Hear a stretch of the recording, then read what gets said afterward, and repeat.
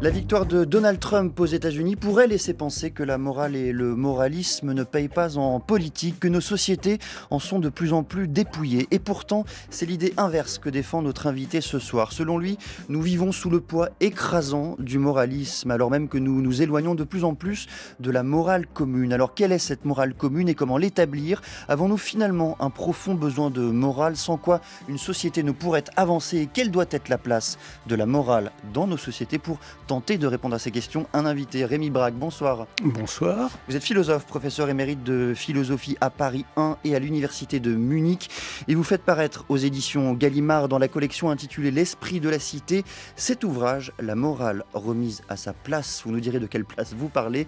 Bonsoir Rémi Brague et bienvenue dans Question du soir. Merci.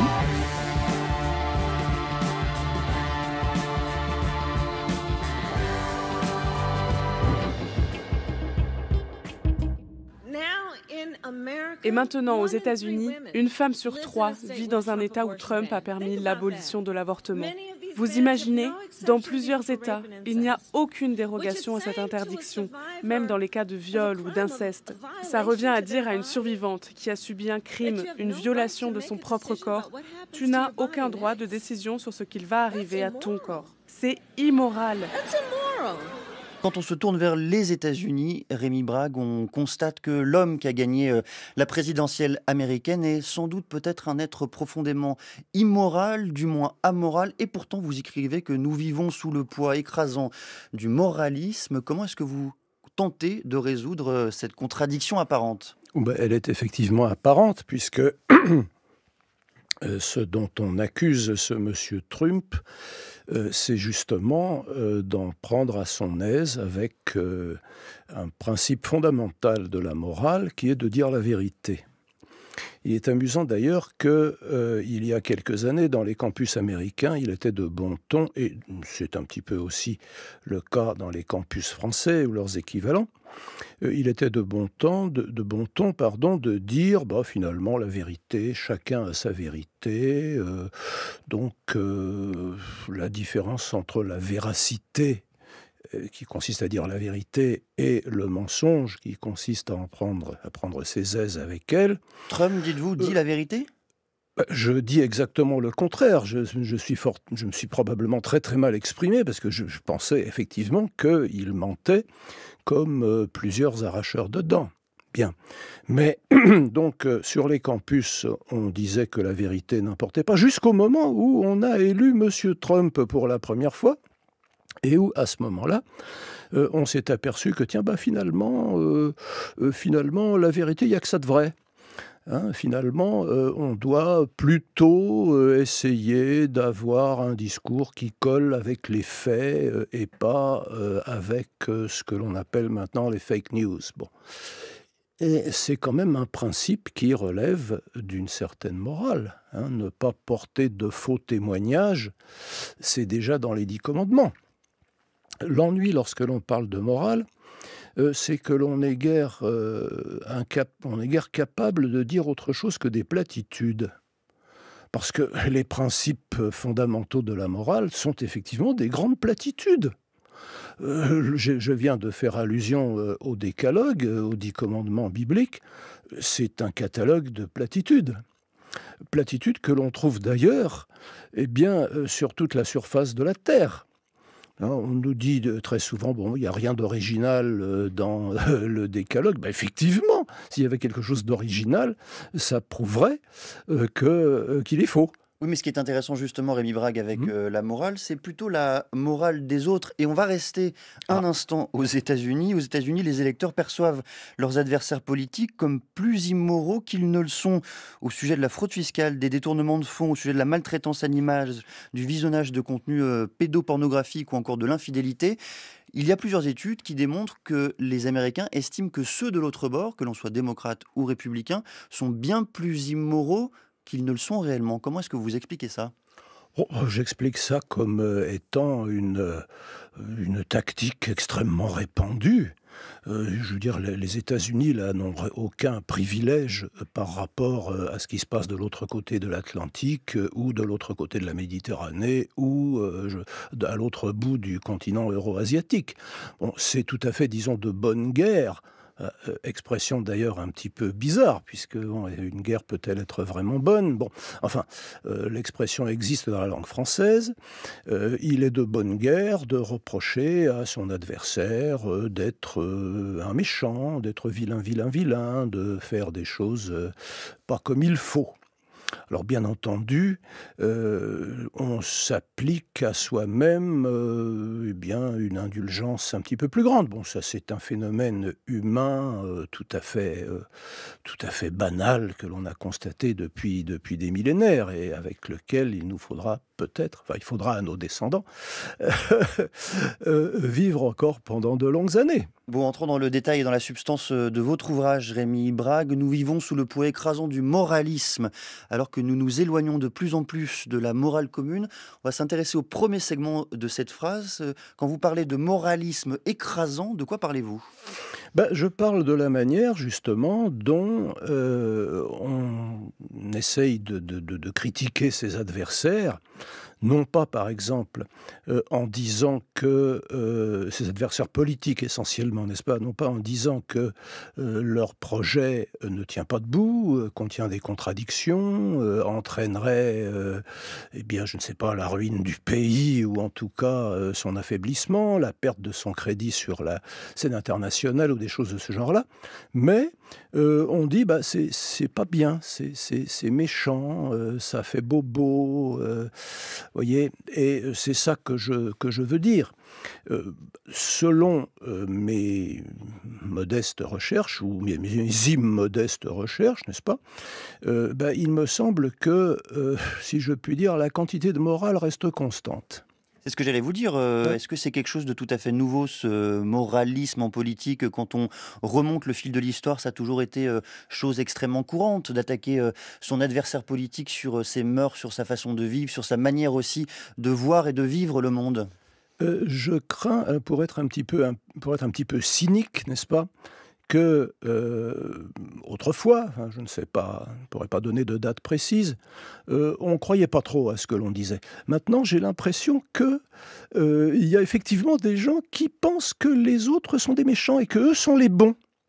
Puisque évidemment, bon, le méchant, c'est toujours l'autre. Ça évite d'avoir à se mettre soi-même en question. Il est toujours plus agréable de battre sa coulpe sur la poitrine du voisin plutôt que sur la sienne. Mais j'ai l'impression que le souci, disons, de la morale, qui ne vaut pas seulement pour le domaine politique, se déplace. Simplement, bon, il y a des conduites qui, il y a un certain temps, ça dépend du genre de conduite et du genre de temps dont il est question, étaient très vivement critiquées. Enfin, vraiment, ça ne se faisait pas. Bon. Et puis maintenant, bah, on les accepte plus volontiers, alors qu'en revanche, il y a des conduites qui étaient plus ou moins innocentes ou indifférentes de par le passé, et qui maintenant, alors, comment dire, provoquent des froncements de sourcils, des index levés et des discours tout à fait indignés. Bon, mais alors si on entre un peu plus et un peu mieux encore dans le détail de ce que vous dites là, quelles sont les obsessions, c'est votre terme, hein, le terme que vous employez dans le livre, quelles sont les obsessions de ces nouveaux moralisateurs, Rémi Brague? Bah, écoutez, je pense à ce que l'on appelle le mouvement woke, qui... C'est lui qui moralise. Oh, ben il n'est pas le seul, mais enfin il a un aspect un peu, disons spectaculaire et répandu, vous m'excuserez, mais enfin assez répandu quand même dans les médias, n'est-ce pas? Je vous excuse tout à fait. Bon, dans les autres médias, bien entendu, enfin, pas ici. Enfin, voyons, nous sommes entre nous pouvons nous permettre de mentir. Bon, donc, il y a comme ça des conduites qui tombent sous le coup de condamnation ou de réprobation, en tout cas, et conduites qui, autrefois, étaient plutôt bien accepté. Je prends un exemple tout bête. Bon, vous avez eu la gentillesse de rappeler que j'ai eu l'honneur et le bonheur d'enseigner 10 ans sur une chaire professorale à l'université de Munich, bon, en Allemagne, lorsque, je ne sais pas, vous êtes avec une dame au café, il est de bon ton de l'aider à mettre son manteau. Bien. On appelle ça la galanterie, c'est ça? On peut appeler ça la galanterie. Enfin bon, il y a une expression allemande tout à fait. Enfin, on aide la dame dans le manteau, comme dirait-il littéralement. Bon, aux États-Unis, il ne faut pas faire ça. Aux États-Unis, ça apparaît finalement comme la première étape d'un viol, pour le dire brutalement. Bon. Un petit exemple comme ça, n'est-ce pas, pour La voir... première étape d'un viol, je pense que vous y allez un peu fort, un peu vite. Mais restons justement aux États-Unis, parce que c'est intéressant de prendre cet exemple-ci. Là aussi, quand on regarde un peu les études liées à la morale et celles et ceux qui défendent le plus la morale, ou en tout cas qui ont le plus recours à des valeurs morales aux États-Unis, si on regarde notamment qui censure les ouvrages et les ouvrages dans les écoles, il se trouve que celles et ceux qui censurent le plus, ce ne sont pas les libéraux de gauche ou les woke, pour employer votre terme, c'est bien plutôt les conservateurs qui censurent beaucoup, beaucoup plus de sorties d'ouvrages. Alors, qui mobilise le plus ces valeurs morales? Est-ce que c'est Oui. un camp en particulier ou l'ensemble du spectre politique? C'est assez difficile de se prononcer sur un pays que l'on connaît assez peu. J'ai été seulement 4 fois professeur invité. C'est vous qui dans nous une avez emmenés aux université États-Unis, c'est pour ça que je américaine. rebondis sur ce pays. Je vous ai emmené aux États-Unis? Ah oui, peut-être bien. Peut-être bien. C'est un pays dont je connais les campus, dont je connais certains campus. Je ne peux pas dire que je connais les États-Unis. Enfin, c'est tellement vaste, tellement divers, tellement multicolore, tellement bon. En tout cas, j'ai pensé avant tout à ce qui se passe de notre côté de l'océan. Et là, je constate que le recours à l'index levé et à la condamnation morale est assez bien partagé des deux côtés. Il se peut qu'aux États-Unis, en tout cas tels qu'on les voit, voire tels qu'on les caricature de notre côté de l'océan, ce soit le cas. Bon, je n'ai pas pu y aller pour des raisons diverses depuis quelques années, Covid en particulier, donc je parle un petit peu de seconde main, ce qui fait que, disons par scrupule moral, je préfère me taire à ce sujet. Je voudrais vous interroger, Rémi Braque, donc sur le deuxième segment de la phrase déjà prononcée. Alors que nous nous éloignons, écrivez-vous, dites-vous, de plus en plus de la morale commune. Qu'est-ce donc que la morale commune? Écoutez, là aussi, je me permets de me répéter, ce sont les grandes platitudes qui permettent la survie d'une société et la survie d'une société humaine. Et vous avez le sentiment qu'on s'éloigne aujourd'hui du décalogue, par exemple, des 10 commandements? Écoutez, regardez par exemple ce fameux 6e commandement, celui qui est le plus désagréable pour les messieurs. Nous avons maintenant des publicités pour des sites. Vous nous rappelez peut-être ce qu'est le 6e commandement? C'est tu ne commettras pas d'adultère. Vous savez, dans les blagues juives, c'est toujours celui sur lequel Moïse, revenant d'une négociation difficile avec le Dieu d'Israël, dit « Bon, écoutez, j'ai réussi à réduire le nombre à 10, mais le 6e est toujours là. » Ça, je suis bien désolé, c'était là. Vous savez, comme dans les histoires américaines, il y a la bonne nouvelle et la mauvaise nouvelle. Alors, la bonne nouvelle, c'est qu'il n'y en a que 10. La mauvaise, c'est que l'interdiction de l'adultère est toujours là. Bon, nous constatons dans le métro des publicités pour des officines qui permettent aux gens de tromper leur conjoint ou leur conjointe commodément. Sans discrètement, peut-être en leur fournissant un partenaire agréable, je n'en sais rien. Bon, mais l'incitation à la licence, ça c'est pareil, ça a toujours existé. On imagine que ça prenait peut-être une autre forme, celle du tract, celle du mot glissé dans l'oreille, peu importe. Mais en tout cas, cette incitation à dériver ou à s'éloigner du 6e commandement, ce n'est pas neuf. Celle de la photo montrée dans un imperméable que l'on entr'ouvre. Bon, d'accord. Effectivement. D'ailleurs, cela confirme tout à fait, par la négative, ce que je viens de dire. La transgression est aussi plate, si je puis dire, que la règle. J'ai dit que les règles étaient des platitudes et je le maintiens. La transgression est également d'une banalité. La fameuse expression de Hannah Arendt, la banalité du mal, ne s'applique pas qu'à des choses graves comme le génocide, mais aussi à des choses un petit peu moins graves. Je voudrais vous faire entendre, Rémi Brague, la voix d'une chercheuse. Elle est maîtresse de conférences à l'université Rennes 2. Elle s'appelle Émilie Dardenne et elle nous parle du droit des animaux. On voit ici plusieurs éthiques qui s'affrontent. Il y a une éthique environnementale. La valeur de l'éthique environnementale, c'est de protéger les écosystèmes, les espèces, les interactions dans le milieu. Il y a une éthique animaliste, ou une éthique animale, qui, elle, va défendre les intérêts des individus. Donc on est sur une approche déjà différente. Et puis il y a l'éthique dominante dans laquelle on vit aujourd'hui, qui est une éthique anthropocentrée, où on va défendre les intérêts des êtres humains. Dans l'éthique animale, on s'intéresse aux individus animaux, on ne s'intéresse pas à leur espèce en général. On reconnaît les intérêts des individus en eux-mêmes. On prend en compte leurs intérêts ou on prend en compte le fait qu'ils sont les sujets d'une vie, pour reprendre l'expression développée par le philosophe Tom Regan. Qu'est-ce qui vous ennuie, Rémi Brague, ou qu'est-ce qui vous titille plutôt avec cette notion d'éthique animale ? Ce qui m'excite intellectuellement plutôt, c'est la critique que l'on fait de l'éthique anthropocentrique. Pour quelqu'un qui s'est un petit peu occupé, en amateur bien entendu, de religion comparée, cela me rappelle l'objection qui a été soulevée, peut-être pour la première fois par Schopenhauer, donc au XIXe siècle, contre les religions monothéistes. Il détestait le christianisme, il haïssait l'islam, et le judaïsme. Et en revanche, il avait une sorte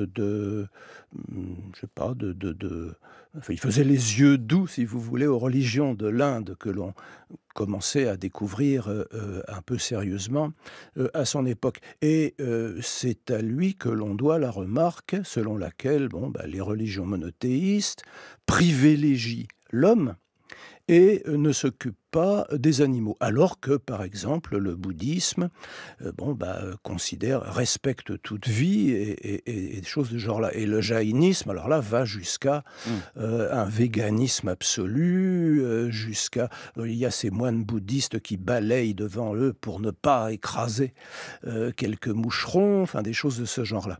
Bien, alors il y a beaucoup de vrai là-dedans, comme...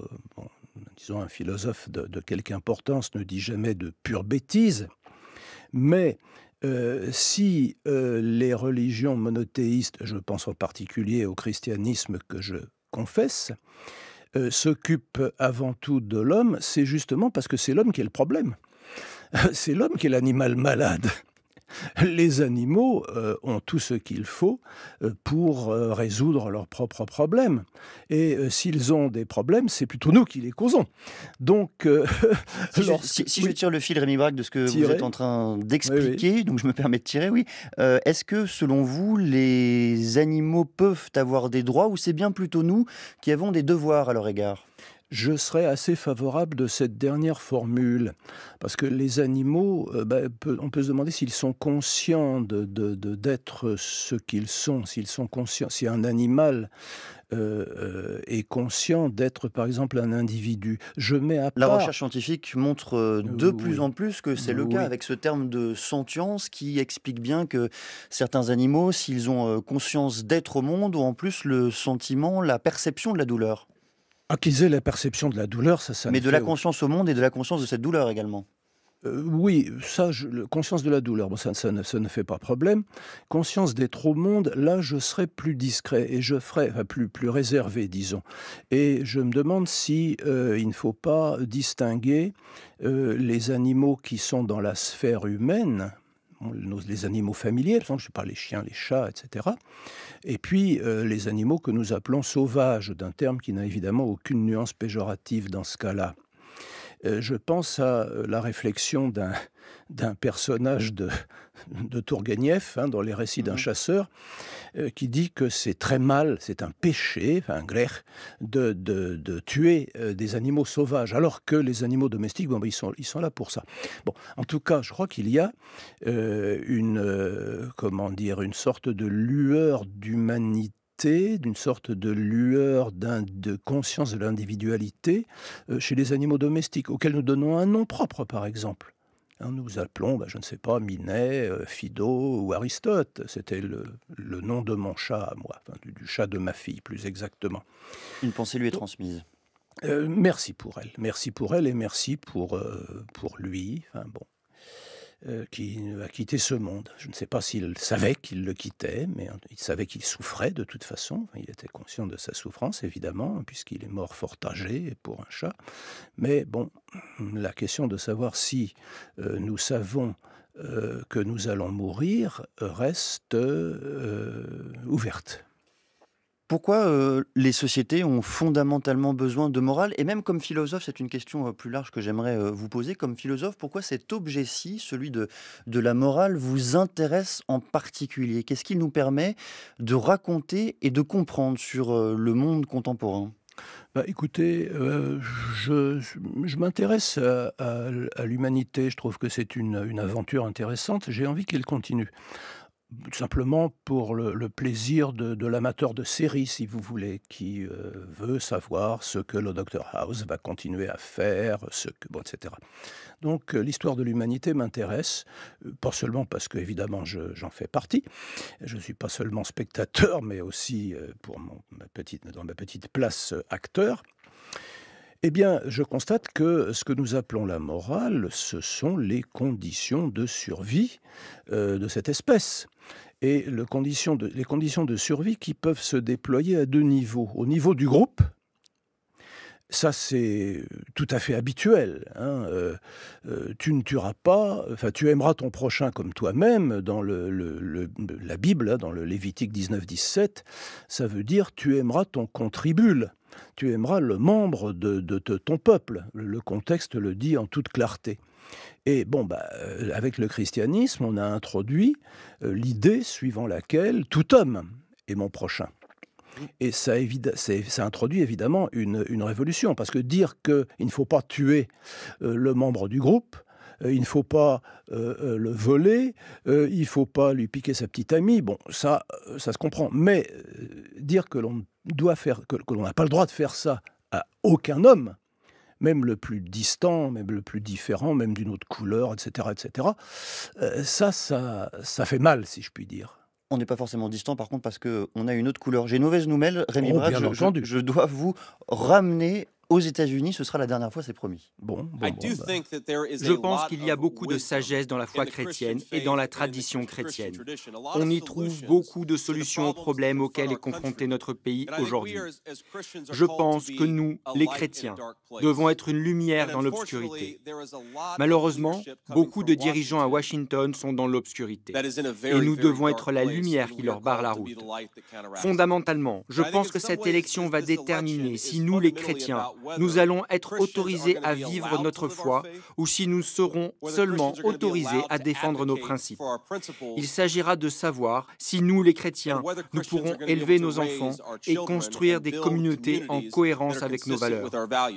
C'était la voix de J.D. Vance qui s'exprimait le 24 septembre dernier. Et si j'ai voulu passer un extrait de ce responsable politique américain, c'est parce que le journal La Croix écrit plutôt la chose suivante. En quête de ressources intellectuelles, la nouvelle droite catholique montante aux États-Unis, mise en avant dans le sillage de la désignation de J.D. Vance comme colistier de Donald Trump, trouve de l'inspiration dans une certaine tradition française. Joseph de Maistre, René Girard ou Rémi Brague, c'est vous, figurent parmi les références en vogue, fin de citation. Est-ce que vous assumez, vous, cette référence? Je n'en sais rien, mais en tout cas, cette influence. Je commence par l'ignorer.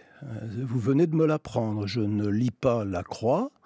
Et je suis évidemment très flatté d'être nommé dans le même souffle que Joseph de Maistre et que René Girard. Bon. Mais alors, je veux dire, ce que les gens font de ma pensée, ce que vous venez d'en faire vous-même, ce que ce monsieur Vance, que je n'ai pas l'honneur de connaître, en fait, bon, c'est son problème. C'est son problème. Bon, si je retourne la question, alors, oui. Est-ce que vous reconnaissez dans les discours prononcés, ou est-ce que vous discernez quelques influences dans les discours que prononcent ces responsables divers? Non. Non, à part, si vous voulez, l'idée que les chrétiens ont quelque chose à dire, et qu'ils ont mieux à faire que passer leur temps à s'excuser de l'être. Bon. En revanche, l'utilisation de ma pensée, si je peux le dire, ou de la pensée de Maistre, ou de la pensée de René Girard à des fins politiques, bon, là, c'est une chose que je ne peux guère partager. Bon. Si les gens me lisent, je peux pas les empêcher de me lire. Bon. S'ils trouvent que je dis des choses intéressantes, bon, tant mieux pour eux. Ce que je souhaite simplement, c'est que si je dis des bêtises, qu'ils les oublient le plus vite possible. Et si je dis en revanche des choses qui peuvent les nourrir et leur apporter un petit peu de clarté, je n'irai pas jusqu'à reprendre l'image de la lumière, mais disons un petit peu de vérité, un petit peu de rationalité, tant mieux. Alors ils pourront se faire eux-mêmes leur avis en lisant La morale remise à sa place aux éditions Gallimard. Merci Rémi Brague d'être venu ce soir dans Question du soir. Vous écoutez France Culture. Chanteuse et compositrice, Kerenan partage et commente 20 poèmes qui l'accompagnent dans sa vie et son écriture. Parfois, André Chédid arrive à verbaliser des questionnements et des craintes. C'est presque pour nous rassurer. Moi, elle arrive à me rassurer. L'instant poésie de Kerenan, du lundi au vendredi à 21h30 sur France Culture, franceculture.fr et l'appli Radio France.